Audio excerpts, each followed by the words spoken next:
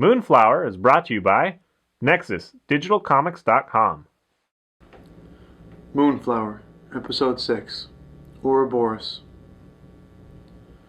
The world breathes with liquid lungs, and I sit in an armchair, staring into the void before me. The life I had built sat beyond the nagging frustration. The longer I stared, the stronger the feeling of discomfort pulled from within me. This skin had served its purpose and was pulling away, becoming taut. A lively melody played below me and lifted my head. Angela's voice had always carried beyond the walls of the club, and I felt a warmth in it. Noah had returned several times to my apartment to check up on me.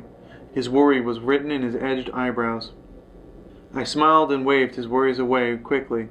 Still, the chair held me impatiently. Death was supposed to happen, but I denied it. By the fifth time my good friend came through my door, I was fed up. I grabbed a long coat and made my way out. I decided to leave through the club simply to show my face to the regulars. I was lying, of course. I wanted to see her on stage. I waved with a fake smile to the dapper man and bowed slightly to the floral women, then to Angela. Her smile shone at me from the stage. I returned her favor with hesitance before leaving the parlor.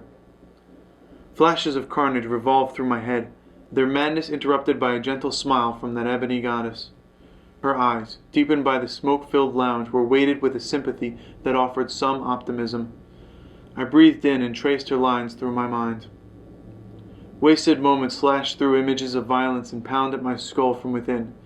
The suffocation of escaping frustration caused me to stumble in the night air. A woman I could never have, one that I no longer deserve, smiles at a monster. I transfer the angst into my fist and lash out at the brick wall.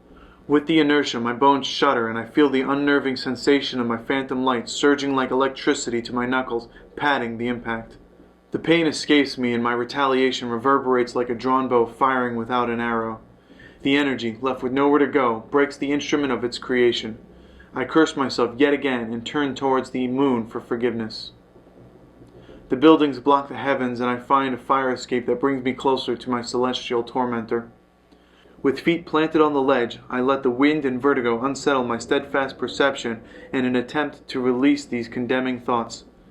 As I close my eyes, the darkness outlines Angela and the anger returns. From behind me, a rustle sneaks up, and I turn to a short, thin man. He smiles and shoves me. My body freezes momentarily in the unbalance before time quickly returns, and I stumble in the air 4 stories to the ground. My head hits first, bouncing up in a shatter. A tendril surges through my brain and resets the shards. The feeling of movement in my skull makes me nauseous and keeps me from feeling a second tendril resetting my broken leg. After some time, lying in the discomforting realization, I stand to find the young man smiling. He extends a hand, and I lunge at him with a fist. A sidestep, and he evades my attack. He begins speaking, but I attack again in futility. Quizzically, I turn to him, and he bows, slightly before introducing himself. Arthur, he says his name is, the Immortal. My head inadvertently turns in question. He laughs and asks if I thought I was the only one. With his attention averted, I land a punch that topples him. He stands with a laugh and walks with a wave towards his auto. The car ride is... automobile. He stands with a laugh and walks with a wave towards his automobile.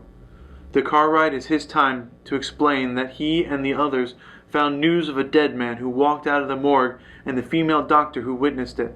I suddenly felt ashamed because I assumed she was a nurse. So, they tracked me down and had to meet me. By the time I was able to ask who they were, the car slows to a stop and 2 brutish men open the doors to release us. Arthur guides me into a large house that had the smell of age dripping from the rafters. He must have noticed my face contort because he explained that they had only moved in a month ago and the aura seems to follow them. When we entered the library, I found a sickly old man in a wheelchair, his lap covered by an immense brown wool blanket that acted as a table for several books. The man appeared to be sleeping, but his eyes were eerily open and wide. Arthur began to introduce me, but the man, who was so inanimate a moment ago, lifted his hand and began, warily, to introduce himself. He did so in a long, slow, wheezy manner that Arthur quickly interrupted. Returned to introductions, Arthur explained that the man in the chair is named Georg and that he had placed a spell on himself to remain immortal so that he might find and kill the one who cursed his own son to an undead eternity. The words used, however, were overlooked, and in an ancient tongue, what he literally cast on himself was eternal awareness. Arthur continued to tell a sad tale that through his life without sleep, Georg pushes through periods of madness every few decades. I wanted to ask how long he had been alive, but Georg was agitated with Arthur's candor, and I was shuffled out of the room. The next room he brought me to was filled with around 50 electric lamps. He smiled and introduced me to Colby. I looked around and back to Arthur, who smiled and nodded at me. I turned back to the room and greeted the imaginary man. "Hello, Colby," I said.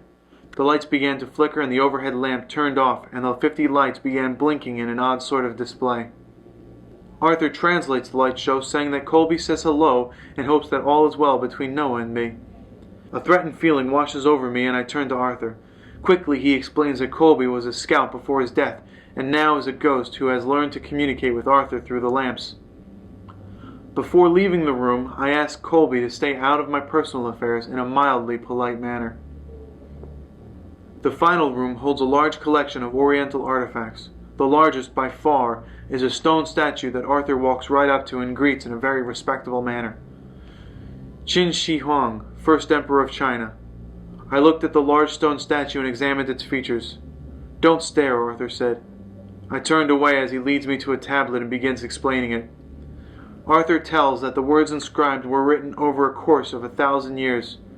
I look back at the statue as it stares straight off into the distance. The tablet explains that the emperor and his army were immortalized into golems, beings who inhabit inanimate objects. With the terracotta army lost, Qin Shi Huang remains in a constant state of motion, a ridiculously slow motion.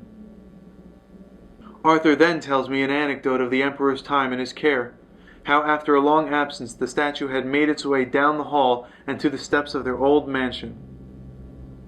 Arthur suspects the king was trying to break himself by plummeting to the foot of the steps.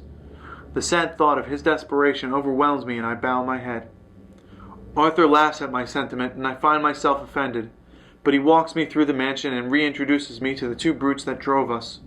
The brothers had, by chance and accident, become the immortals they are today with a simple, stubborn refusal to die. They were adventurers who crashed on a remote island long ago. A mysterious woman had befriended them and conned them into being sacrifices for her dark rituals. The two men had been cursed and slit open for her to gain immortality.